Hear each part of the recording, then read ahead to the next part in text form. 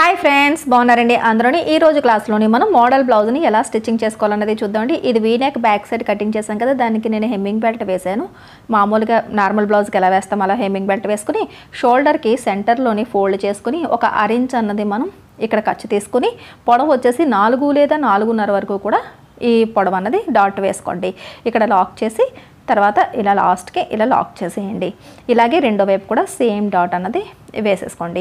ఈ blouse cutting చూడలేనట్టయితే కనుక మీకు నేను లింక్ ఇస్తాను, తప్పకుండా కామెంట్స్లోకి వెళ్ళి చూస్తే పిన్ చేసేస్తాను, సరేనండి. ఇప్పుడు ప్రిన్సెస్ కటింగ్కి సపరేట్గా మీకు కటింగ్ చేసినప్పుడు చెప్పాను కదా, లైనింగ్ ఒరిజినల్ పీసు ఒకే సైజులో కటింగ్ ఉండాలి ఫ్రంట్ పార్ట్ అని. ఇప్పుడు చూడండి, ఇలాగ మనకి ఈ ప్రిన్సెస్ కటింగ్స్ అన్నవి పాదం ఖర్చు వెడల్పుని ఆమ్ రౌండ్ దగ్గర నుంచి కింద నడుము వరకు ఇలాగ స్టిచ్ చేసేయాలి. ఎప్పుడు ప్రిన్సెస్ కటింగ్ స్టిచ్ చేసిన డబుల్ స్టిచ్ వేసుకోవాలి. అలా లైనింగ్ సపరేట్గా ఒరిజినల్ పీస్ సపరేట్గా స్టిచ్ చేసుకోవాలి. ఇది చూసారు కదా, ఇలా వచ్చింది కదా. అలాగే ఇటువైపు పార్ట్ కూడా సేమ్ ప్రిన్సెస్ కట్ అన్నది స్టిచ్చింగ్ చేసేసుకుంటాం. దీనికి నేనైతే కనుక ప్యాడ్స్ యాడ్ చేస్తానండి. ఒకవేళ ఈ కటింగ్ వీడియో చూసిన వాళ్ళు కొంతమంది మెసేజ్ చేశారు, ప్యాడ్స్ లేకుండా మనం ఈ బ్లౌజ్ స్టిచ్ చేసుకోవచ్చా. ప్యాడ్స్ అన్నది ఆప్షనల్ అండి. మనకి ప్రాపర్ మోడల్ అన్నది చూపించే బాధ్యత నాది. దాని తర్వాత మీకు నచ్చింది ఉంచుకొని నచ్చలేనిది మీరు స్కిప్ చేసేసుకోవచ్చు, సరేనండి. ఇప్పుడు ఇక్కడ నుంచి ఇలాగా డబుల్ స్టిచ్ అన్నది వేసుకోండి. వీడియోని మాత్రం స్కిప్ చేయకుండా చూడండి. కటింగ్స్లో ఉన్న డౌట్స్ ఏమన్నా ఉంటే కదా నేను ఈ స్టిచ్చింగ్ చేసే గ్యాప్లో కూడా మీకు క్లియర్ చేస్తూ ఉంటాను, సరేనా. ఇప్పుడు ఒరిజినల్ పీస్ని సేమ్ అదే రకంగా ఈ పార్ట్స్ని కూడా ఇప్పుడు లైనింగ్ ఎలా అయితే చూపించానో సేమ్ అదే రకంగా జాయింట్ చేసేసుకోండి. ఇప్పుడు ప్యాడ్స్ తీసుకోండి. ఏ సైజ్ బ్లౌజ్ అయితే నేనైతే ఇక్కడ 32 సైజ్ బ్లౌజ్ ప్యాడ్స్ తీసుకున్నాను. ప్యాడ్స్ని కొద్దిగా రివర్స్లోకి ఇలా నొక్కి ఇక్కడ ఇలా పెట్టి కరెక్ట్గా ప్రిన్సెస్ కటింగ్ దగ్గర ఈ చెస్ట్ పాయింట్ దగ్గర ఈ ప్యాడ్ మధ్య భాగం వచ్చేటట్టు చూసుకుని ఈ ప్రిన్సెస్ కట్ మీద ఇలాగ మన మిషన్తోని 2-3 కుట్లు వెనక్కి ముందుకి వేసేసుకోండి, లాక్ చేసేయండి, సరేనా. సింపుల్ అనమాట, అంతే. ఇప్పుడు మళ్ళీ చూసారు ప్యాడ్ని మనం నొక్కాం కదా రివర్స్లోని, ఇప్పుడు మళ్ళీ మామూలు స్థితిలోకి వస్తే ఇలా వస్తుంది అనమాట. ఇలా వచ్చినప్పుడు ఏంటంటే మనకి షేప్ అన్నది మనకి లైనింగ్ ఆపోజిట్ వైపు రావాలి, అంటే కుట్లు ఉన్న వైపు, అందుకని, సరేనా. ఇప్పుడు అలాగే సేమ్ మనకి ఒరిజినల్ పీస్ మనం స్టిచ్ చేసాం కదా, దాన్ని ఇలా పెట్టండి. పెట్టి వెనక వైపు తిప్పి నడుము దగ్గర ఉన్న ప్రిన్సెస్ కటింగ్ ఆమ్ రౌండ్ దగ్గర ఉన్న ప్రిన్సెస్ కట్ కుట్లు రెండు కలిసేటట్టుగా పిన్నులు పెట్టుకోండి. దాని తర్వాత ఇక్కడ మెడ దగ్గర నుంచి స్టార్ట్ చేసి చక్కగా ఒరిజినల్ పీస్ని లైనింగ్ పీస్ని స్టిచ్చింగ్ చేసుకుంటూ వచ్చేయండి.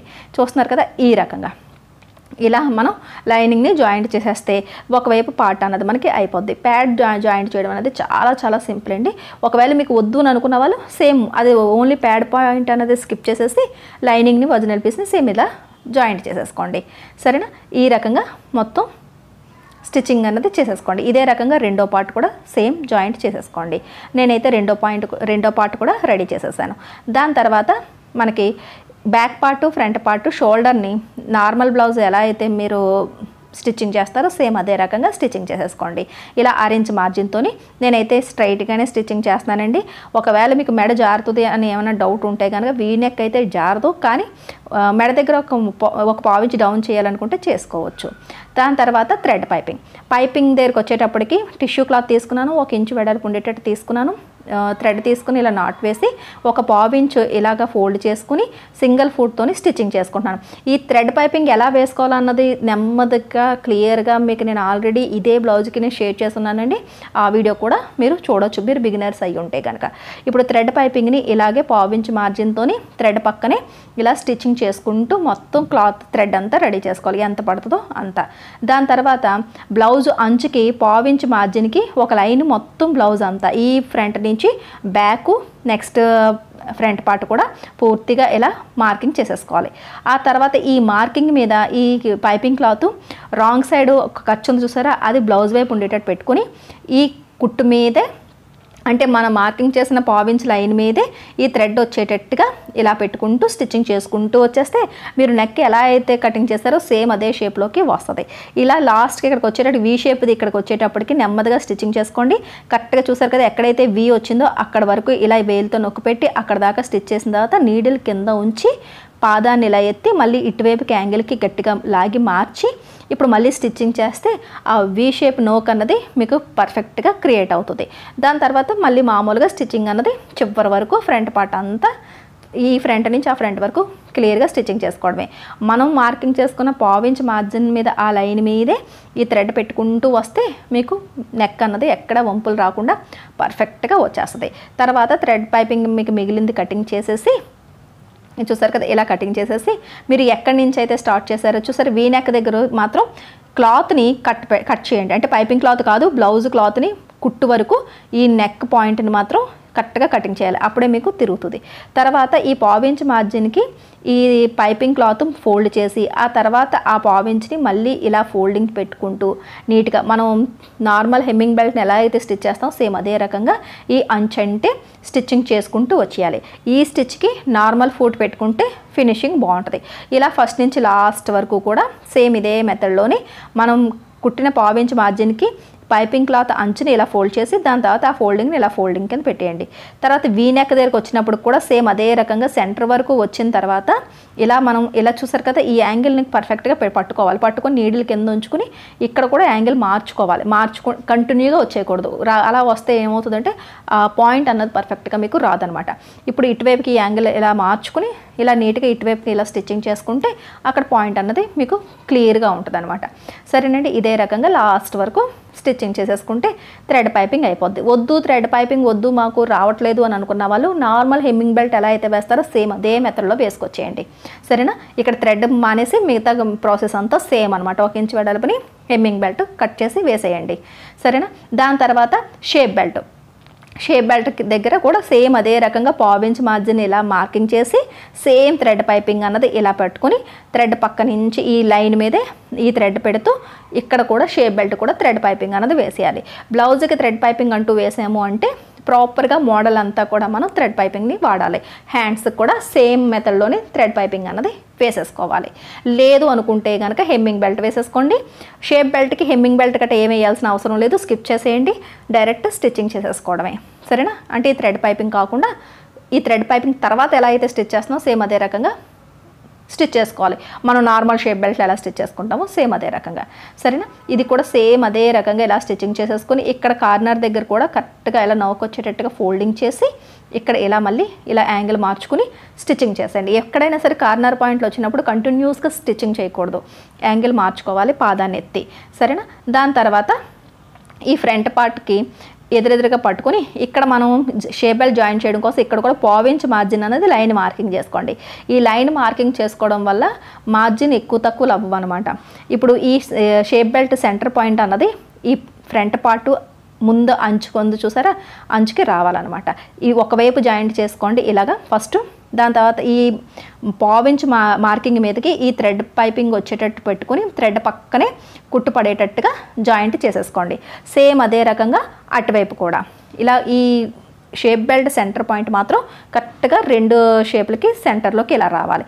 ఇది ఇక్కడ నుంచి స్టార్ట్ అవుతుంది కదా, ఇలా మనం ఇలా కొలుచుకొని వచ్చి అటువైపు నుంచి కుట్టు స్టార్ట్ చేసేయండి. స్టార్ట్ చేసి ఫినిష్ చేసేయండి. దాని తర్వాత మనం నెక్ కటింగ్ చేసిన పీస్ ఉంది చూసారా, అది గుర్తుంది కదా లైనింగ్, అది చూడండి. ఇక్కడ నుంచి ఇలా కటింగ్ చేసినప్పుడు మనం ఇక్కడ అటు ఇటు ఒక పావించ్ అన్నది మనకి ఎలాగ ఖర్చుల్లోకి వెళ్ళిపోయింది ఈ థ్రెడ్ వేయడం వల్ల. ఇలా ఓపెన్గా ఉంచుకుంటాము ఫ్యాషన్గా అనుకున్న వాళ్ళు ఉంచుకోవచ్చు. లేదండి అంత డీప్ మేము కట్టుకోలేము అనుకుంటే మరి మూవీస్లోని హీరోయిన్స్ అందరూ ఇలాగే మోడల్స్ అందరూ కూడా ఇలాగే స్టిచ్చింగ్ ఇలాగే కట్టుకుంటున్నారండి. ఇప్పుడైతే ట్రెండింగ్ మోడల్. వద్దు అని అనుకున్న వాళ్ళకి ఇలాగా 1.5 ఇంచు మనకి కనీసం ఒక 4-4.5 ఇంచుల పైకి మనం ఒక మార్కింగ్ చేసుకుని 1.5 ఇంచు వెడల్పు ఉండేటట్టు చూసుకోండి. నేను లైనింగ్ని కటింగ్ చేస్తున్నాను. ఫస్ట్ చూడండి, ఇక్కడ నుంచి కనీసం కిందకి 1-1.5 ఇంచు అయినా సరే ఎక్స్ట్రా ఉండేటట్టు తీసుకోవాలి. మనం ఎంతవరకు మీరు క్లోజ్ చేయాలనుకుంటున్నారో ఎంతవరకునైనా సరే మీరు క్లోజ్ చేసుకోవచ్చు.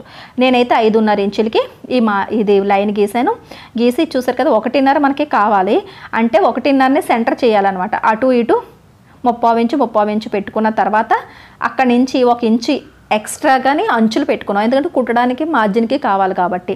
సరేనా, ఇక్కడ నుంచి ఇలాగ కటింగ్ చేసేసాను అంటే 30 ఇంచు అటు ఇటు కూడా మా సెంటర్ నుంచి పెట్టి తర్వాత ఇంకా 1 ఇంచ్ అన్నది ఎక్స్ట్రా వెడల్పు అన్నది పెంచుకున్నాం. దాని తర్వాత ఒరిజినల్ పీస్ని ఇలా తీసుకోండి. అంచనాగా తీసుకున్నా చాలండి, మరీ లెక్కలేమీ అవసరం లేదు. దాని తర్వాత ఈ అంచు నుంచి ఈ కింద అంచు ఈ సైడ్ అంచు కలిపి ఇలాగ స్టిచ్చింగ్ అన్నది చేసేసుకోండి. దాని తర్వాత ఇది చూసారు కదా, ఇలాగ మనకి ట్రిమ్ చేసేసుకుని కార్నర్స్ కొద్ది కట్ చేస్తే మీకు ఇలా వెనక్కి తిప్పేటప్పటికి ఏమవుతుందంటే ఒరిజినల్ పీస్ పైకి వచ్చి కుట్లు అనేవి లోపలికి వెళ్ళిపోతాయి. లోపల వైపు మనం బ్లౌజ్ వేసుకున్నప్పుడు గుచ్చుకోకుండా ఉంటుంది. ఇక్కడ ఓపెన్గా ఉంది కదా పై అంచు, దీనికి థ్రెడ్ పైపింగ్ వేసేయండి. నేనైతే డబల్ ఫుట్తోనే వేసేస్తున్నాను. సేమ్ అదే రకంగా థ్రెడ్ పక్క నుంచి ఇలా స్టిచ్ చేస్తాము. దాని తర్వాత వెనక్కి తిప్పేసి ఈ థ్రెడ్ పైపింగ్ని అంచుని స్టిచ్ చేసేస్తారు. సరేనా? ఈ రకంగా పై అంచుని థ్రెడ్ వేసుకుంటే సరిపోద్ది.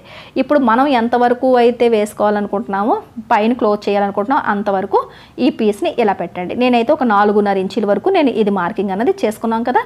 ఇది చూసారు కదా, వెడల్పు మాత్రం 1.5 ఇంచు ఉండేటట్టు పైన చూసుకోవాలి. మీరు బ్లౌజ్ని ఇలా కింద పెడితే ఎంత వెడల్పు అవుతుందో అంత వెడల్పు కూడా మీకు ఈ ప్యాచ్ అనేది రావాలి. ఇక్కడ ఒకవైపు పిన్ని పెట్టేశాను, ఒకవైపు డైరెక్ట్గా మిషన్ దగ్గర ఇలా పెట్టేసి థ్రెడ్ పక్క నుంచి ఇలా స్టిచ్చింగ్ చేసి ఇక్కడ లాక్ చేసి దాని తర్వాత కొద్దిగా ఇలా పైకెత్తి మళ్ళీ ఇటువైపు తీసుకొచ్చి ఈ థ్రెడ్ పక్క నుంచి ఇటువైపు స్టిచ్ చేసి ఈ లాస్ట్ని చేసి ఇక్కడ లాక్ చేసేస్తే ఈ పీస్ అన్నది మీకు జాయింట్ అయిపోద్ది. ఈ రకంగా మనం ఇక్కడ ఈ ప్యాచ్ అనేది వేయాలన్నమాట. తర్వాత హ్యాండ్స్కి థ్రెడ్ పైపింగ్ వేసేసానండి. ఇప్పుడు లోతు తీసుకుందాం.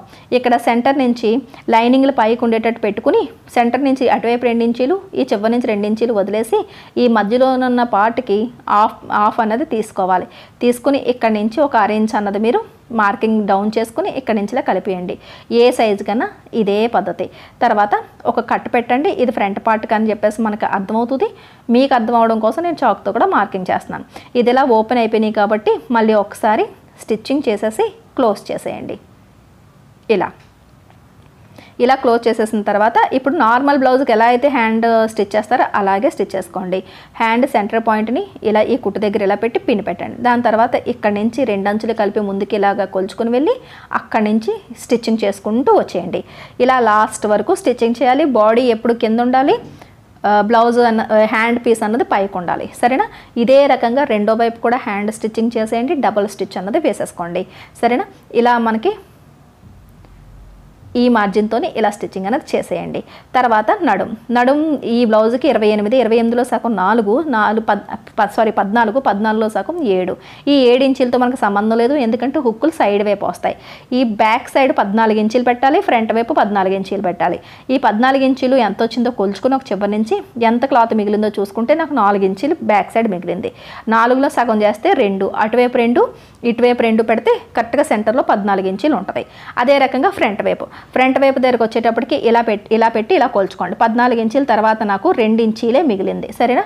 ఇప్పుడు ఇటువైపు 1 ఇంచు, అటువైపు 1 ఇంచుకి మార్కింగ్ చేస్తాను. యాక్చువల్గా మనం 2 ఇంచుల ఖర్చులు తీసుకున్నాము, కానీ ఈ ప్యాచ్ వర్క్లు ఇవి అన్ని థ్రెడ్ పైపింగ్లు ఇవన్నీ వేసేటప్పటికి 1 ఇంచు తగ్గింది.